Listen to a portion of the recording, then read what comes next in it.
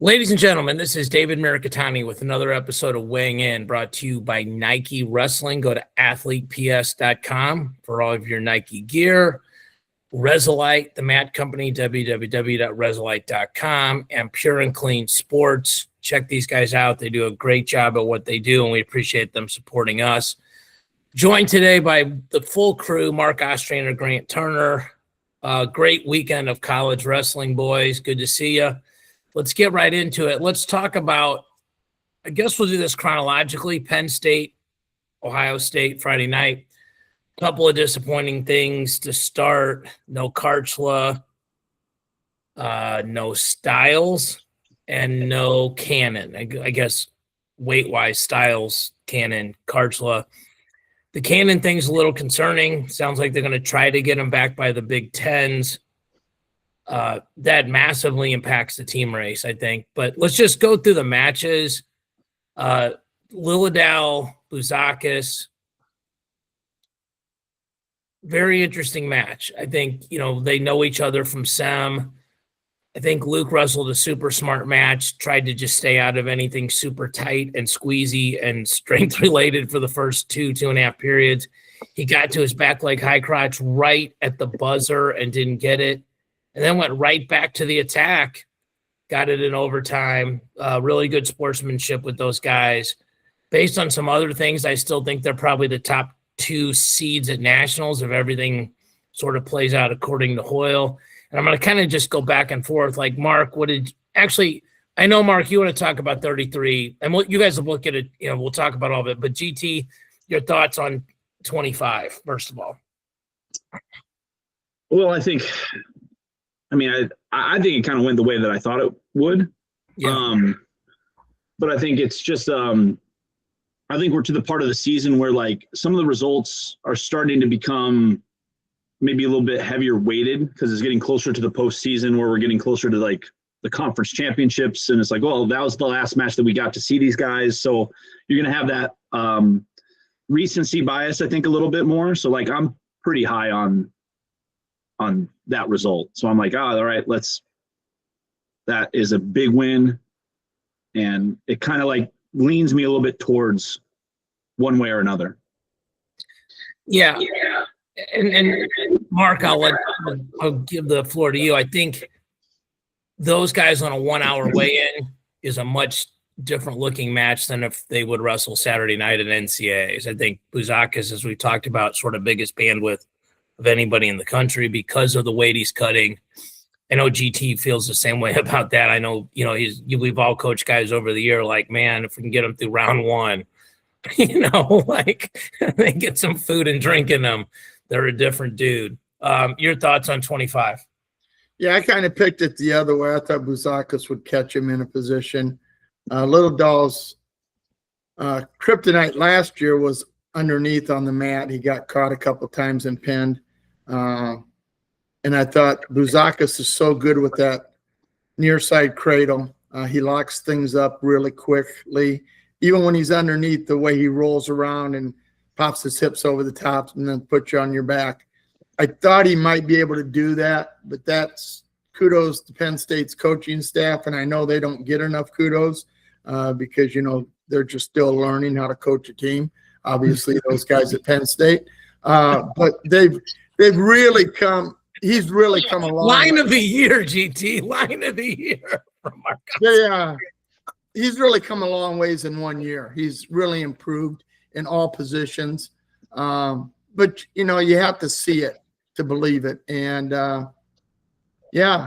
great match. I think, like you said, David, I kind of agree. If they wrestled in the finals of the national tournament, I think I'd take Bouzakis just because it's going to be a 3-weight different by the time they wrestle probably. 3-weight class. And Mark, I want to give you credit. I texted GT about this during the duel, but you were right. It didn't happen, but you were right, where Bouzakis was going to try to cast over and put him on his back from bottom. And I actually said to GT, I'm like, our boy called it. Like, even though, like, it's high level what you said, and it's high level. It didn't happen, so people may not. and we all tease each other, right? But like you were on it. Like he started floating and then he tried to go away where Luke would chase him so he could cast back over, and he just didn't. And so you were on it. It's yeah. Anyway, 33. I think 33 was like the smartest match of the weekend I've seen.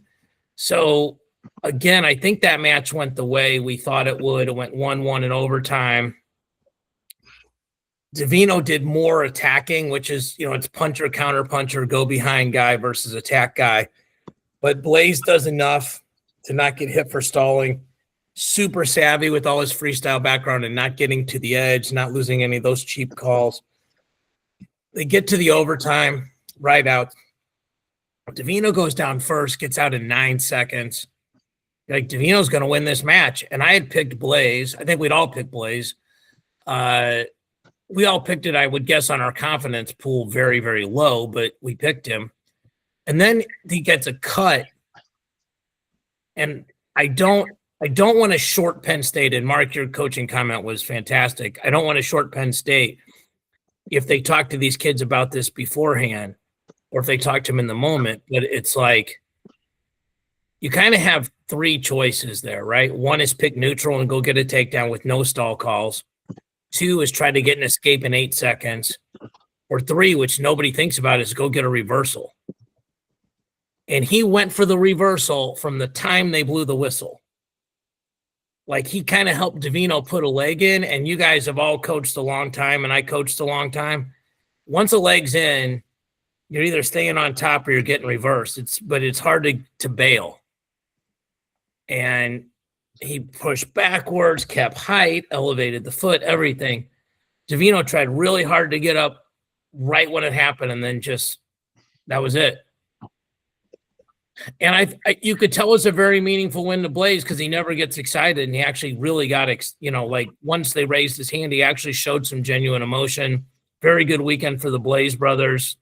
Joey beats Caliendo. Somebody put a post up there, 35-0, and have given up 1 takedown all year, which is freaking insane. So GT, you're still in the coaching trenches. We heard a rumor Mark may come out of retirement, but how smart was that? Like, I'm blown away by the wrestling IQ of that scenario. Well, I think as coaches, we feel that we maybe have a sense of control when it comes to what our athletes are doing out there. But like, it really does come to situational feel, situational reaction time, situational, like, the ability of each athlete. Like, you can't ask, I'm going to use an example. It's like, well, hey, Dave, I need you to do a Granby to get out. It's like, okay, maybe Mark is more proficient at it, but like, you can only bring those guys so far along. And then you're like, all right, well, tactics become individuals, and it just, you have to like really rely on the athlete to make the decisions. So it's like, you can put those people into positions to have an advantage, but ultimately the athlete has to come down to like, how does he want to make that decision or position work for himself?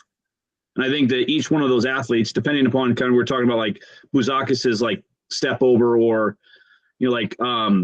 I'll use Gabe Arnold's little headstand tripod to get out, like stuff like that. It's like, okay, well, personally, I'm not fast enough to do any of those. So it's like, all right, well, like, okay, well, if you're not, we have no chance. Right. So I'm like, okay, but it's just one of those things. It's like, I'm not going to ask Mark to do something that he's not comfortable with in a situation where the match is on the line. So Those guys have been put in those positions, battle tested, so they're having an idea of where they want to like kind of fight from. So I think it's one of those things that you watch and you're like, dang, that's some freaking great wrestling. And you're just like, you're amazed at like kind of how the athlete's process works or how they were feeling in those positions. So it's, as a fan, you're just like, oh, that was pretty cool. Let me ask you guys this, and maybe Mark, since you didn't talk specific, like you asked me a question off air, which we'll get to. If Blaze wrestles Davino again, quarters, semis of nationals, possibly finals. We'll talk about that weight class probably more on Thursday when we get to rankings. I don't lean hard Blaze. I don't. I feel like it's still like sort of 51-49. I know he's really smart. He's a winner. I also tend to think the guy that loses makes more adjustments. I mean, do you feel like, okay, well, he beat him once, he'll keep beating him? Because I think this is also the semis of the Big Tens, unless they give Blaze the 1 seed, which is a different conversation. Yeah. I would imagine Blaze does get the 1 seed. I don't know who would get it over him. Bird's at 25. Blaze is at 33. Lucas Bird's. Bird will be the number 1. You're right.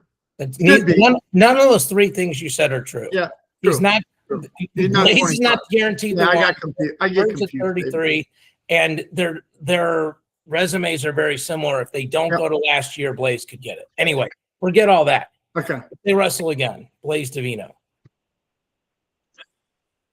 I don't know why Davino tried to put the legs in, because he's not really known being a leg rider. 9 seconds, you should be able to hold somebody in a position or run them off the mat or drop down to an ankle, get your 4 count, come up, do it again if you have to. Or take your call. Yeah. So, man, Blaze has just impressed me how IQ smart he is when he's wrestling. That's the thing. And that's something you just can't teach. I know this was a big win for Blaze because he lost to him in high school when Davino was a senior. They wrestled at some tournament, and that was one of Blaze's only losses in high school. You know, very few. If he had any others, I'm not sure about. But, yeah, I'm going to say Blaze just because until he proves me wrong, he just finds ways to win. Yeah, it's interesting. Yeah, Blaze was 200 and literally 202. So not going to go through the rest of the duel, but a couple matches. So Mendez texts Braden Davis. This match would never happen, but I would pay gigantic money to watch Mendez wrestle Messenbrink. I think that would just be so fun to watch. Van Ness texts a backup. PJ Duke Assassins a backup. Messenbrink Majors Patty Gallagher. Levi Haynes texts a backup. And then Rocco Welsh, Dylan Fishback. Fishback gets the first takedown at the end of the period. So it's that 3-0 takedown, not that 3-1 takedown. There's the whole history of Rocco Welsh starting at Ohio State and transferring out and the bad blood, I'm sure, that Coach Ryan has for them. And he just ran him down. And I'm not saying this because I picked this at the beginning of the year, and I'm not super confident he'll win nationals. But I thought Rocco Welsh should have been the guy all year.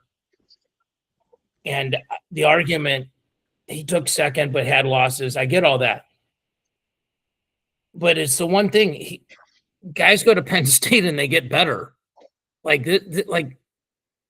they get better. And he didn't have this offense 2 years ago to go run down 2 takedowns in the third period. And even if Fishback had gotten away, I don't think any of us would have picked anything but Rocco Welsh to get another takedown in overtime. So, I mean, GT, you want to add anything there? As far as Rocco's match? Mm-hmm. Well, I think probably Rocco's, I would say pace was a little bit, like when you're trying to go get that last second takedown and your pace gets elevated, like he still stayed within kind of a control. It wasn't like he was pressing to like go get something big. He was just kind of wrestling through his own process. I think the only thing that really happened with Fishback is like he just kind of like, I don't want to say like quit wrestling, but like he kind of like gave up on a position that I think that he could have maybe fought through a little bit more. Once again, as a coach, you can probably say that. I don't know Fishback personally, so I'm not going to like criticize his technique or where he's at. But it just felt like Rocco was like a little bit more in control and a little bit of a higher pace that like got him that last one. But I think also to your guys' point, going and getting one in overtime, I would go with the aggressor more so, and I feel like that Rocco was showing that towards the end of the match anyways, and I'm like, all right, take that momentum into overtime and go get one. The argument against what we're saying, Mark, is Fishback was 15 seconds away from winning that match. And so, I mean, if you do get that close once, you can certainly do it again. And it means there's even more parity at 184 if you look at it that way, because Fishback's ranked like 7th or 8th, give or take, and Welsh is 1. And that weight class gets very interesting as well because Ferrari's been out forever. You know, I shouldn't say forever. It feels like a long time. Your thoughts on that match before we get to heavyweight? I think that's just a classic winner's win. And I mean, you got a guy that was second at nationals, was a big shock to be in the finals going into the national tournament. Nobody really thought. We picked him in our pool. Yeah, but we did. Very few people picked him to be a finalist at nationals because of the year he had. He had some losses and it's kind of inconsistent. He goes to Penn State there, trains for a year there, and then comes out and wrestles. He just finds ways to win. And Fishbach hasn't really got into that position yet. And I think he'll get there, but Penn State's Penn State. I mean, they're just, I don't know what anybody else can say. You don't want to see Penn State. Doesn't matter who they have. You don't want to wrestle them. They're that good. They're like the old Iowa guys where they had the match won before they stepped on the mat because nobody wanted to go out there and wrestle at that pace. Penn State has it all. They have pace. They have technique. They got outstanding coaching. Tactics, strategy, all of it. I mean, they've got a club team that these kids get to train with world champs. They bring in people. It's just like there's nothing else. So, yeah.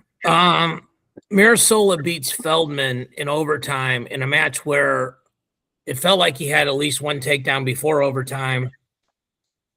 I don't remember who picked who at the beginning of the year, but I'm pretty sure Mark picked Mirasola to be an All-American.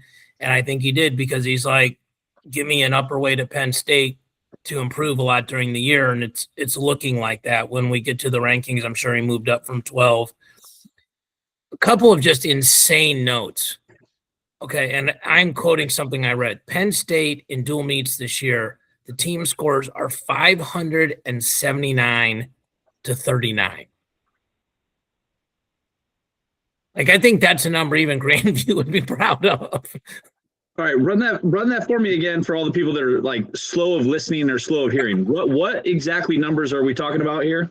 579 to 39 are is their dual scores. Combined dual meet scores.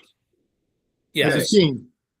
So, like, we can pull this up, but so for example, they won 45-0, they won 43-3, 36-6, 40-7, 46-0, 42-0, 46-0, 32-3, 51-0, 48-0, 51-0, 26-12, 38-3, 36-5.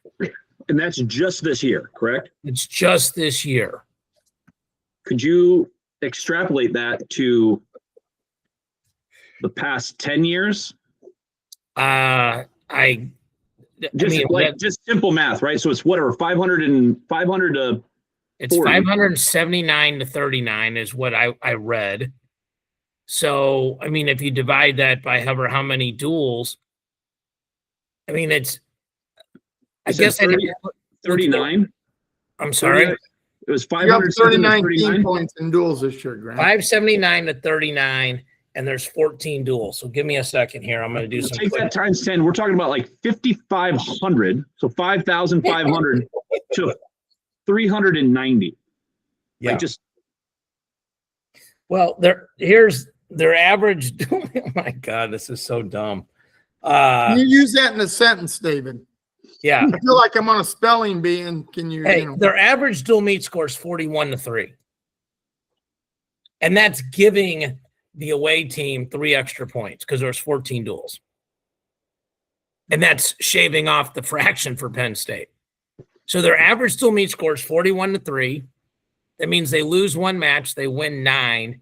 And in those 9 matches, they bonus 14 points. Absurd. And remember, this is without a true 41 pounder because they've been kind of scraping the barrel to find a 41 pounder. They're putting in 25 pounders to wrestle 41. They're putting a guy that's redshirting this year and, not thinking he's going to wrestle. And then, their starters. Yeah. 16,006 people attended that meet. And according to their website, 90 of their last 97 meets have been sellouts, and the 16,000 number breaks the 15,990 something number for attendance record. So, Penn State's pretty good at wrestling. Okay, second duel. We won't take as long on it, but Iowa beats Michigan.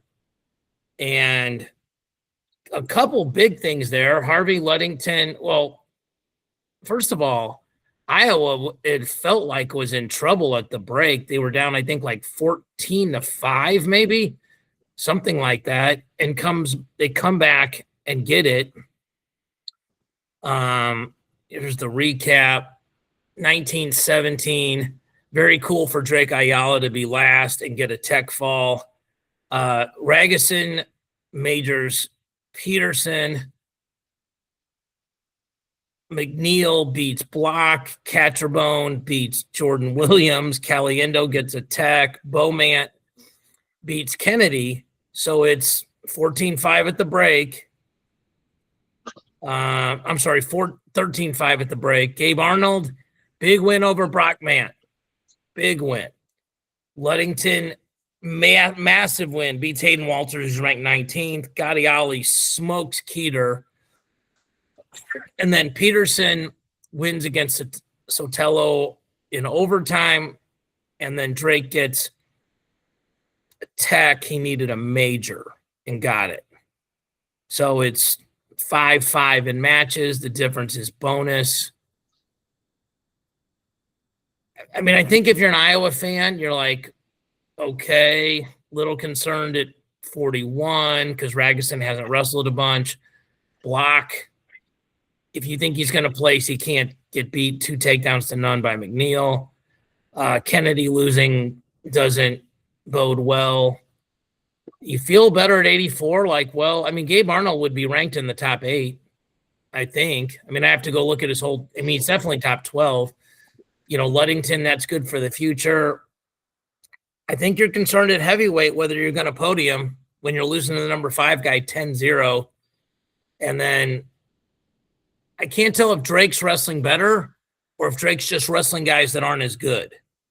And I think sometimes, well, he's wrestling, like he's getting to his attacks more. It's like, well, true, but he's sort of wrestling B+ guys and not the A+ guys.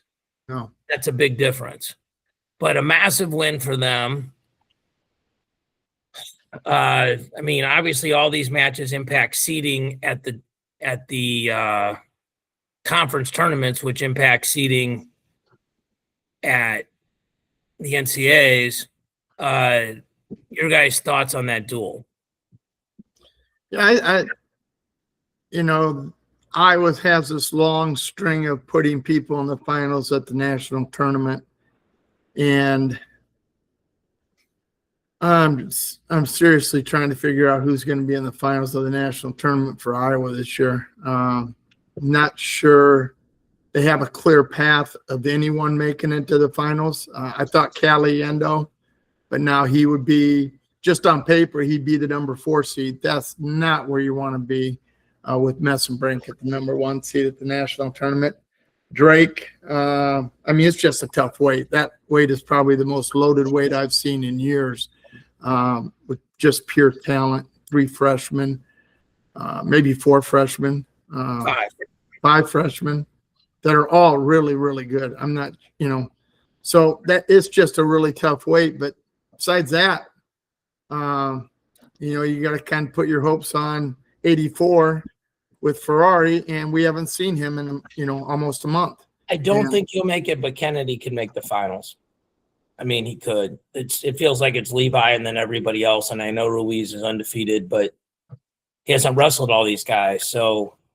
Yeah, but I know you and I like there's some landmines at that weight. Pinto's can wrestle. Yeah. Pinto can wrestle, and he actually, if they had to wrestle again, the way Pinto was getting in on him. Pinto. Minto with an M.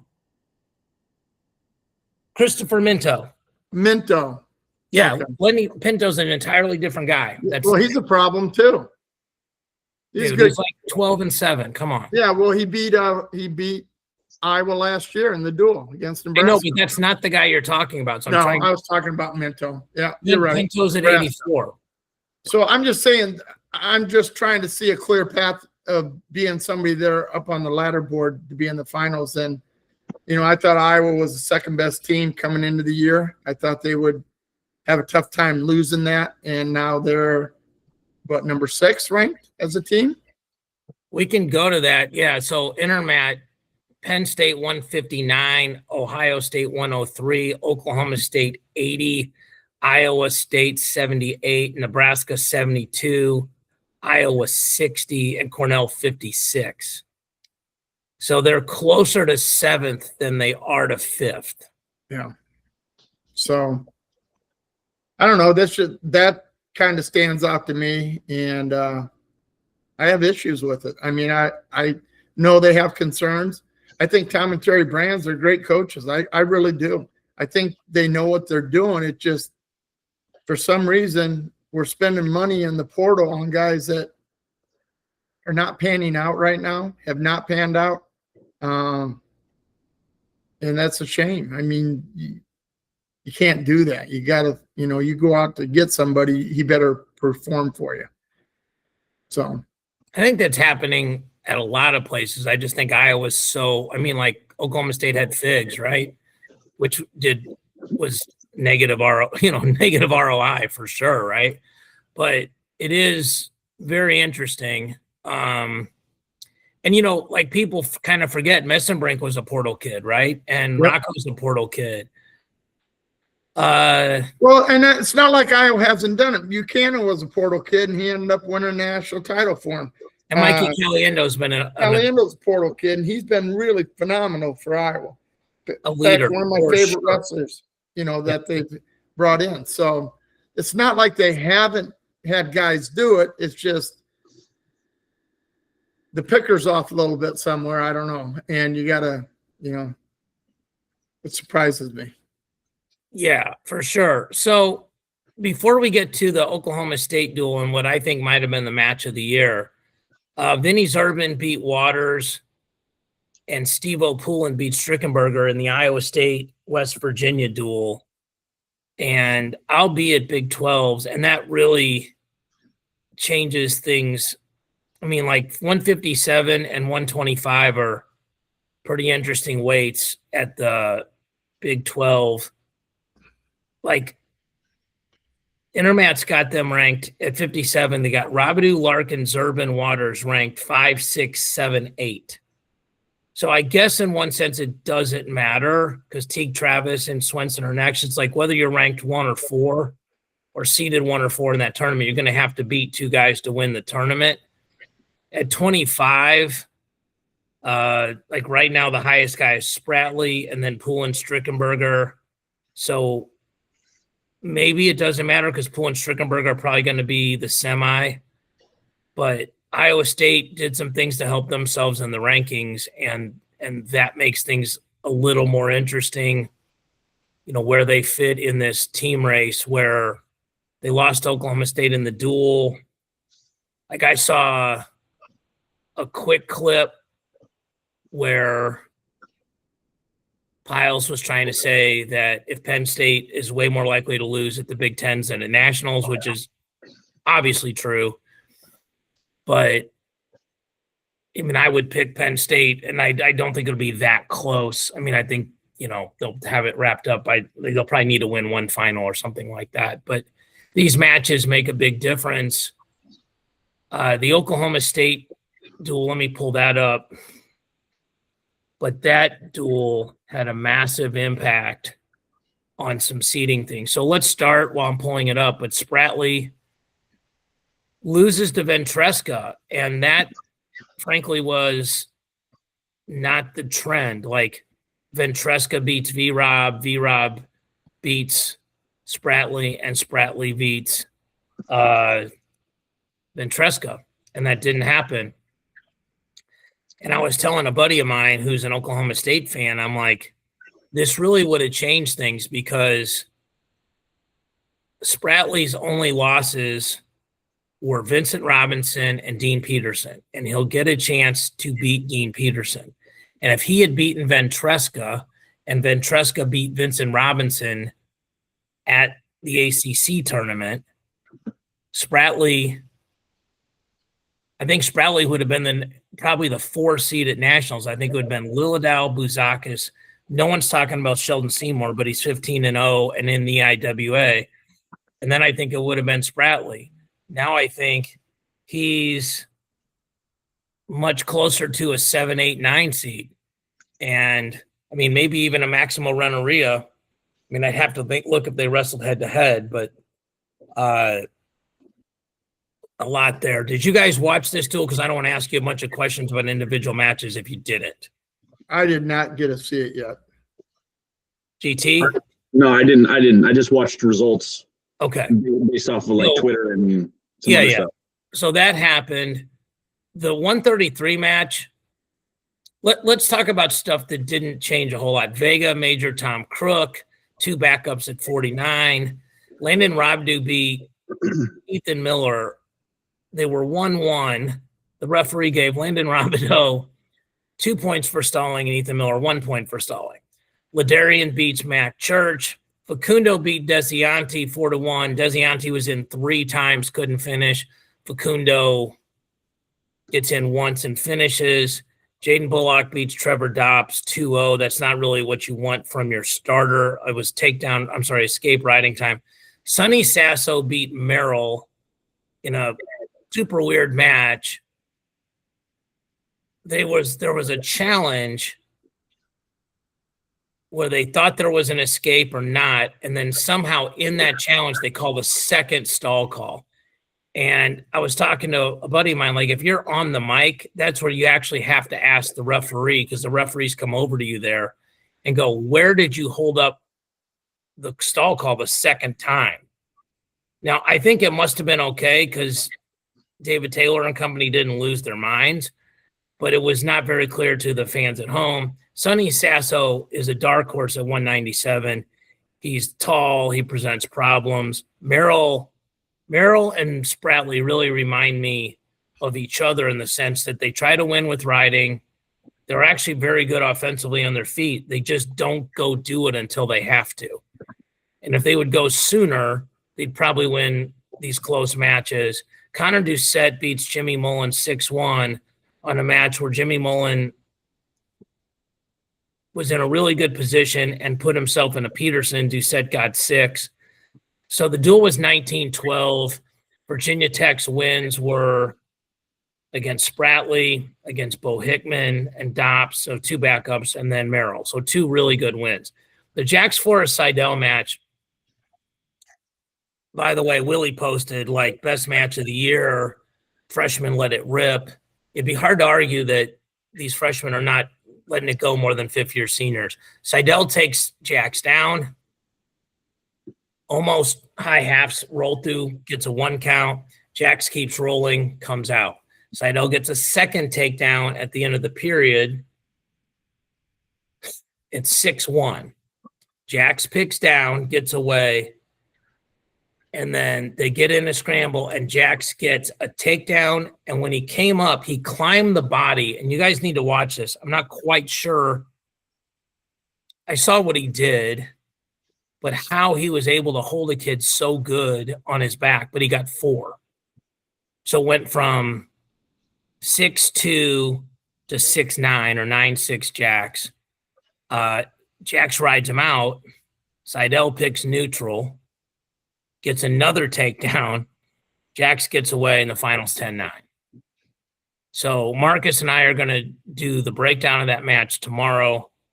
For people that don't know, Seidel's the one that literally went Jax's weight on purpose as a senior last year to wrestle him. He would have been the favorite at the weight up or at the weight down. I watched Seidel wrestle live the weekend before against Marlon Yarborough, that's not a massive measuring stick, but this is another massive match for seeding at nationals. But before we get into that, like Mark, you asked me a question. You said, I don't know if it's a question, but you're like, hey, maybe Seidel's favored in the rematch if it happens because 3 takedowns to 1. I think that's a very strong argument. The argument for Jax is I don't think Seidel gets away from Jax. And so those takedowns are worth more because, that can happen. Now, I will say Seidel was very close to back points twice and didn't get them, like a couple 1-point counts. And there was, those ones were like, you put me on my back and 1 count, and then the second count, I got out of criteria, and then there's another 1 count. If you guys have 10 minutes, you should just watch the match. And anybody at home, it's on ESPN. And somebody posted the whole video on YouTube. The whole video, the whole duel. But I texted Howard Forrest afterwards, and he's a very nice guy, but I just said I was very, very impressed with Jax's composure. And we were talking about this, and normally like a kid like that, I can't remember the last time he was down 2 takedowns, but probably it was against Ugaev. It just happens you're wrestling in the world championships. But somebody your age group, I think it's been a long time. And then there's still this thing whether they're going to pull Jax out of red shirt. Does anybody here think Jax is red shirting and they're going to wrestle Ronnie Ramirez? Like they've just sat Ronnie Ramirez the whole second semester, and now they're going to put him in against Iowa and put him in against the Big 12s? Like any of us voting for that, or do we all think Jax is going? I think it's that match was kind of determining like where Jax is at. I think Jax is going to go up against Iowa. I think Jax is the guy for the rest of the year. They did use Ronnie Ramirez in a duel. I think it was maybe like Little Rock. It was the one with those N7 uniforms, yeah. So I think it's Jax Forrest's tournament. And I think if you're in the Oklahoma State, Cowboy posse, I think you're thinking you guys could maybe get first or second. Like they think they're very high on their freshman group, and like having some of those other guys maybe bust through a little bit, like Merrill, Doucette, like Connor Doucette's wrestling probably the best he's wrestled ever in his career. So, I think that if you're an Oklahoma State fan, you're thinking, hey, Spratley's a national finalist. Jax could be in the national finals. You got Sergio is wrestling really, really well. You got Lockett. Rabadou was ranked as high as number 2 this year. Facundo's top 6. Zach Ryder, we all know that he can be very good. Cody Merrill just wrestled Elam extremely close. Doucette's top 6. So you're like, all right, well, maybe get a couple of close wins at the national tournament and you wrestle really well. Like, also, like, if I'm on the team with Jax Forrest, I'm feeling a little bit more froggy. Like, Jax Forrest is a dog. So, yes. Yeah. So like, I just think that with that group, especially if Jax is wrestling as well as he has, and he wrestled some of that top level talent, you're really going to find out where he's at. And I think he's already there. Like, you already kind of know where he's going to be. But to Mark's point earlier in the podcast, like 33 is bananas loaded. Like, right. Probably more so than we've ever seen, because we have the 15th year super senior in Lucas Bird. And then like all this young talent. And I mean, Ayala's, I probably say that he's just, a regular senior, but that guy's been at the top of the mountain for a long time too. And Frost. No one is talking about it that way as Frost. Well, and Frost is like, I mean, he's an All-American. He's top 4 in the nation. Like, but the problem is he hasn't seen some of those other guys, right? You don't get a chance to see all those guys all the time, right? So he's framed by beating Ayala and losing to Davino, and he hasn't had those other matches. And there's the 5 freshmen. And I know there's just so many names, but I think GT to even bolster your point, Casey Swiderski is wrestling way better now than he was during that stretch in November and December. And he's wrestling well at a weight where it feels like 16 guys could make the finals. Well, So yes, back to the original question. I think it's the Jax Forrest show for the rest of the year. Even if you like, let's say for instance, Jax, he's 8-0, right? So he's going to wrestle the next little bit. He's going to have at the Big 12 championships Frost, Larkin, Serrano. I'm dropping a couple of names after that. No. Let me pull it up for you. So Big 12, Frost here. I'm just looking at Intermat. Frost is 4, Larkin is 5, Jax is 6, Serrano is 11, Gunnar Andrick is 19, Julian Farber 22, Derek Cardinal 23, Gage Walker 28. So they have Luke Willishell is 30, and the Calbab kid is 31. They have 10 kids in the top 31 at Big 12s. Pretty good weight. I think that's a pretty good assessment of like, if you win the Big 12s and you're undefeated, it's a pretty good weight class in order to potentially jump some of those guys on the Big 10 side. Now, once again, Big 10, as we all have mentioned this year, is bananas at that weight class. And you could have some crazy results at Big 10s, which it would leave maybe potentially the Jax Forrest conversation to be, where do you put him? You know, let's talk about that. So, Mark, just very quickly, because I'm going to ask you this. You agree Jax is going, correct? Yes. Okay. So, Bird and Blaze are – here's the path. If you want to say Jax is the number 1 seed at Nationals, but here's where he's going to get killed because he doesn't have an RPI. That's the other thing, unless they find him in open tournament. But that aside, on record, if Ben Davino wins the Big Tens – then Blaze would have a loss and Bird would have a loss. Frost and Larkin would have been behind Jax in some formula. Your top champs would then be Seidel, Forrest, and Davino. Davino and Forrest would probably be the argument because Forrest just beat Seidel. Now, if we think Bird or Blaze is going to win Big Tens, then the other guy may be the 2 seed, but it could be Jax. Jax could be 3. But again, this RPI thing is a real thing. We haven't talked about this. The second coaches ranking came out. But the second coaches ranking, first of all, these coaches are not, when you talk to guys, like if they have a guy that, if they're not very good at a weight, they're not paying any attention to that weight. And then the guys that do have good guys at a weight have a motivation and a bias to not necessarily, rank things as they should be. So, Mark, you and I were talking about picking like a guy at this weight, and it almost feels like, I feel like the top 8 are going to be really hard to crack. Here's how Intermat has it. I think they have it right, except for one thing, but I don't know if they wrestle. But Bird 1, Blaze 2, Davino 3, Frost 4, Larkin 5, Forrest 6, Seidel 7. They have Knox 8 and Ayala 9. I think I'd have Ayala 8 rather, but maybe I'm wrong. Then it's Van D, Serrano, and then I think it's a tier down for sure. But like if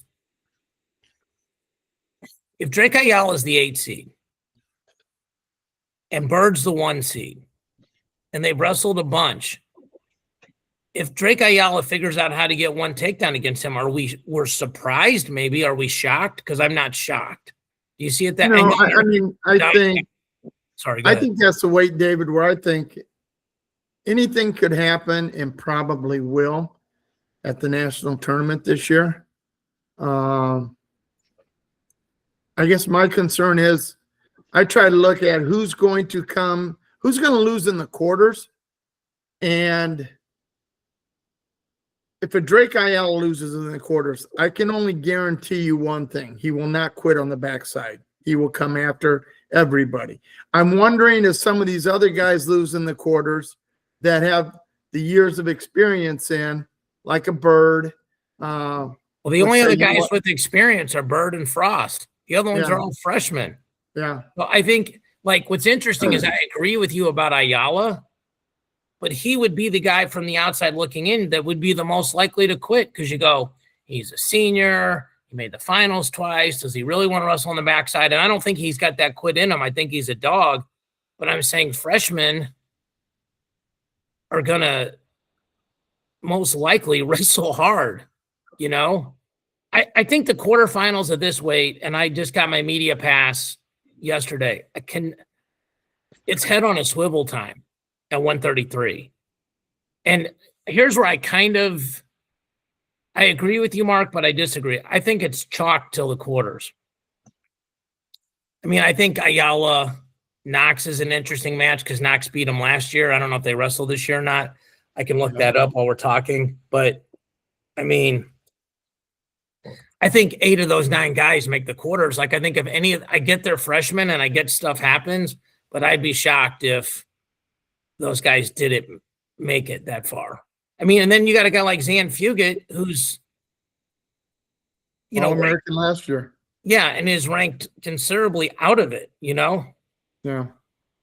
They have not wrestled this year. Who's that? Knox and Ayala. Yeah. I think they're ranking them based on last year and record, which, like, Ayala's going to get, unless he wrestles great, like if he takes 4th at the Big Tens, which is what he would be seeded to take, there's like a bunch of guys could slide up ahead of him based on record. So, I mean, that's something to think about. GT, you mentioned something that I kind of want to piggyback on. Like Landon Robideau, they moved him up to 5 this week. There's a very good chance he can be really high. Like, if I'm right, and I don't want to be right, but Brandon Cannon is not 100% and doesn't win the Big Tens, then he could fall pretty far because he's at 1 because he's undefeated and beat Antrell. Well, if Antrell places ahead of him, that part goes away. Meyer Shapiro could be 1. Landon Robideau's only loss is to Antrell Taylor. Landon Robideau could end up being a 3 seed at Nationals.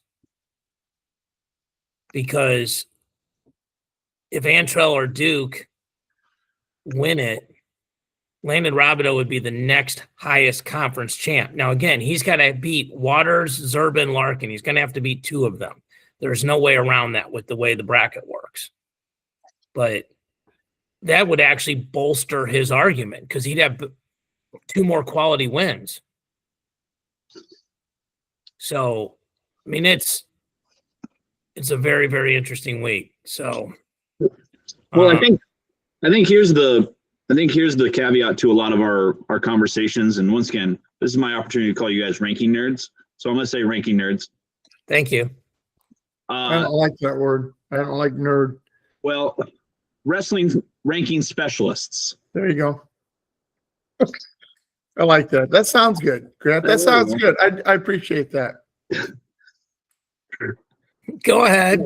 Lock you guys in a CD meeting, and you guys can basically do all of your strategies and calculations. You can pocket protector your way out. Exactly. Little green hats and just doing your little accounting things in the back room, trying to see this whole thing out. It's very hard. I think that the beauty of what we're discussing and the level in which that we like dissect these rankings and conference tournaments and how this all works out is that like it then goes to like matchups, then it goes into like seeding criterias and like how does this actually work on head-to-head versus common opponent versus all these other things. And if you get like into that world, it makes more sense. Like when you're starting to like, if you guys have done rankings and once again, the ranking guys do a great job. And once again, you guys have mentioned multiple times where it's like, I would hate to rank after this weekend. That's right.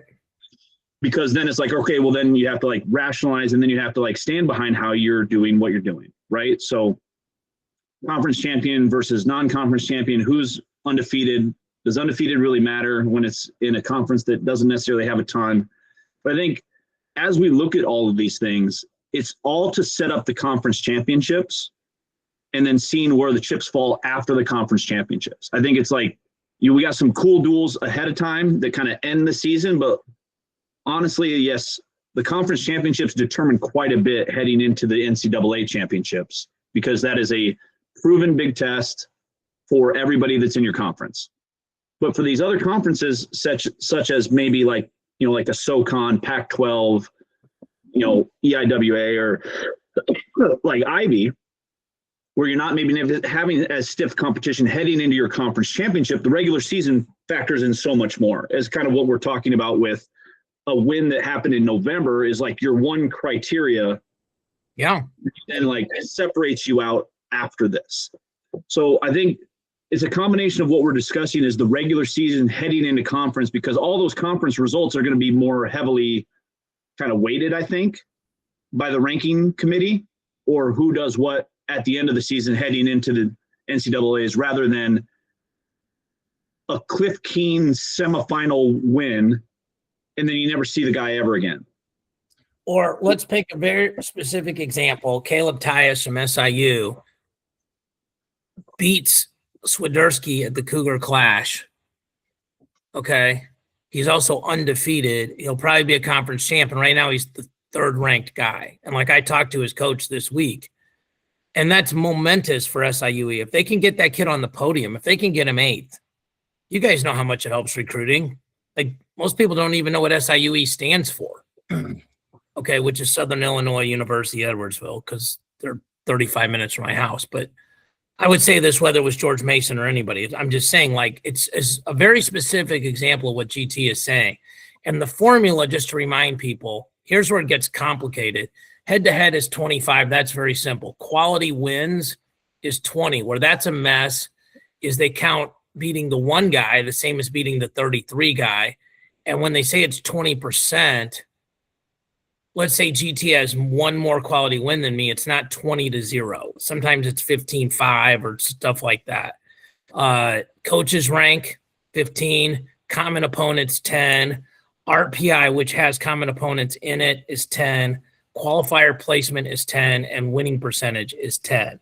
And the reason why I bring a Landon Robideau up is, besides the undefeated guys, his winning percentage would be as good as anybody's, where they try not to split hairs there. If Mark is 17-1 and GT is 18-1 and I'm 16-1, winning percentage is negligible. Like, now it's 17-1 is a lot different than 27-1 maybe. But again, it depends who you wrestled, right? Like Drake Ayala is 9-6, which is terrible on the surface. But everybody he lost to is really freaking good.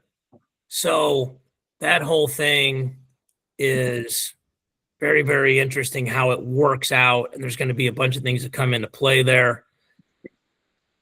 We'll talk about the rankings on Thursday. I guess let's go to our picks real quick. We didn't have a whole lot of difference. Let me pull it up here. So we all picked Blaze correctly. We all picked Mendez correctly. I don't think 74 counts because there was a backup. 49 was a backup. 57 was a backup. Mark had Messenbrink with a major instead of a tech. GT and I had tech.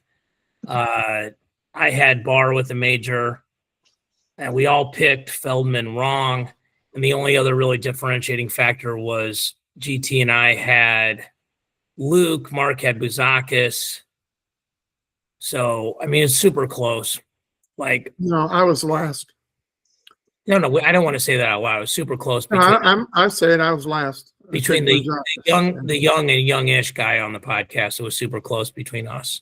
Sure. Yeah. Well, you two, yeah, for sure.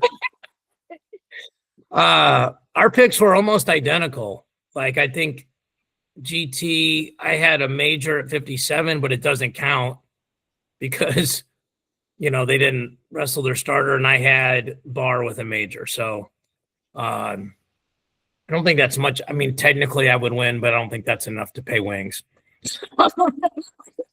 So there's some margin of real differentiation. There's obviously the season is winding down. The major duel is Iowa, Oklahoma State, and that duel is going to be very different. We'll talk about it a lot on Thursday. But GT, I want to get your thoughts because I don't know if you'll be with us. Normally, you're running around doing Nike things. A couple things that are very different, right? No Mo and Dean for sure, right? And here's something that I think is interesting, okay? I don't think this this could happen. If Spratley beats Peterson, Jax beats Ayala, Vega beats whoever, and by the way, the Vega-Bailey match was 0-0 and went 3. So people forget how close that match was, GT. And I'm not saying you don't, Mark. I'm just because we were there. If Swiderski beat Block and if Rabideau beat Jordan Williams and they're up 5-0 at the break, I wouldn't wrestle Lockett.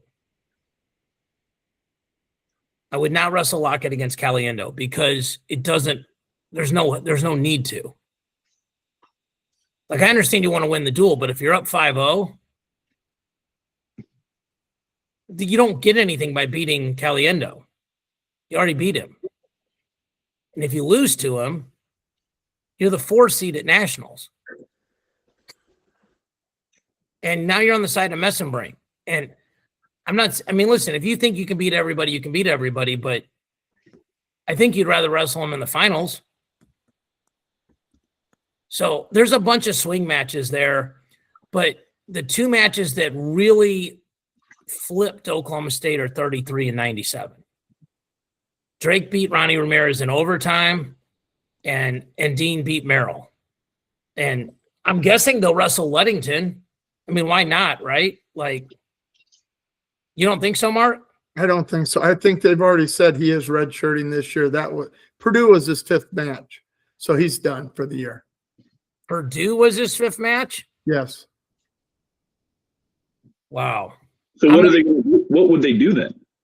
They're going to wrestle Sampson. In my opinion, Gabe's going to go 97 and Ferrari's going to be at 84. Ooh. Boy. Heard it here You don't have a first. choice. You're not going to put out a true freshman at 97. If you're not going to wrestle Ludington, the number 1 ranked kid coming out of high school last year, you got another kid from Iowa that's there. Is it Sampson? Yeah. No, what you're saying makes sense now. Yeah. What you're That's saying what I think they're going to do.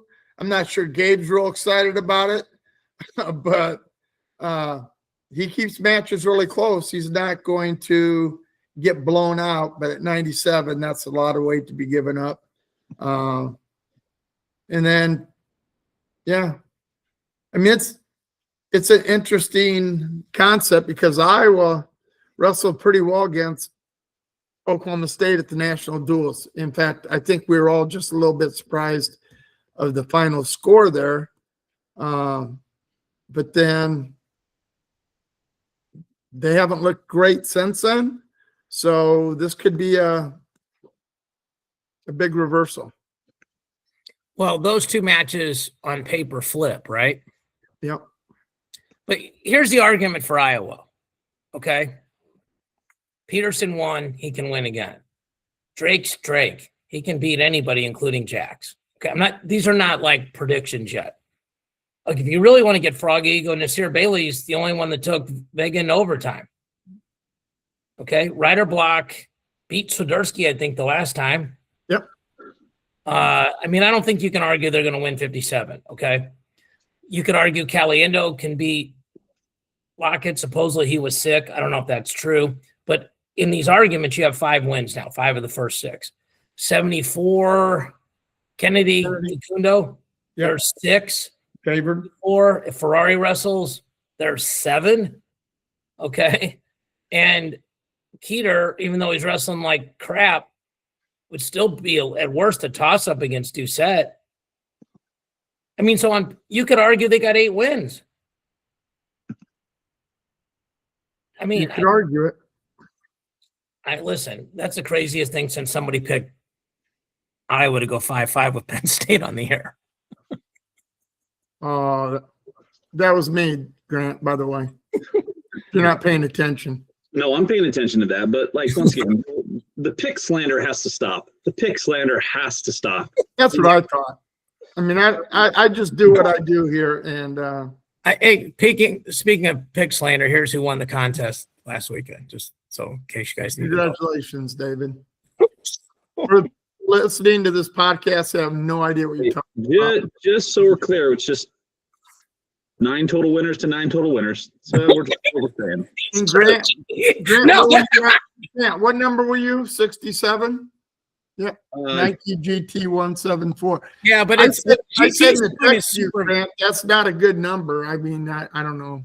No, GT's point is actually valid because his point is the way the contest works is you get points. Like if you pick a 10-point win, like let's say GT and I both pick a 10-point win, but I pick major and he picks tech and it's a major. Or what if I pick tech and it's a tech and he doesn't, I get 15 for that match and he only gets 10. That's pretty good. So, but I mean, I will say winners win. I mean, it feels like that's a thing. That in this scenario, it is. Let's do this, Grant. Let's all get in and do the Iowa-Oklahoma State duel. Yeah. And we'll see whose name's at the top after that duel. Yeah. And don't call me, David, and ask me for help. You just do it all on your own, okay? I got you. Asking the teacher for answers to the test. I'll tell you. He's called me and asked me for help for a few of these duels. I'm not going to lie to you, Grant. No, so hey, I think you're at a disadvantage. GT, right after I called you about Sergey Belglazov, I called Mark and I'm like, hey, here's the changes in the lineups. Which would you slide up and down? For sure I did that.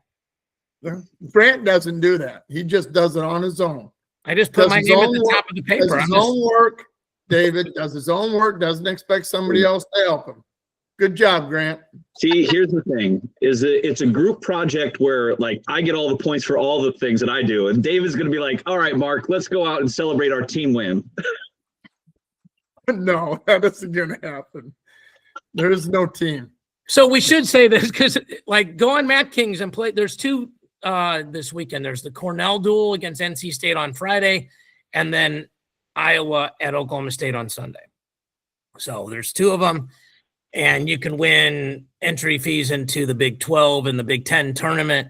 So I'm trying to look and see real quickly if there's any other big duels. Cornell, NC State, Stanford, North Carolina, Lehigh, Arizona State. We might see a couple matches hit there. Missouri, Iowa State on Sunday. So I guess I will say this. I'll be in Iowa this weekend for the state tournament. Hopefully I'll see you boys, but if not, excited to do that. We'll be on Scott Casper's show on Saturday morning. So he's always shows great hospitality.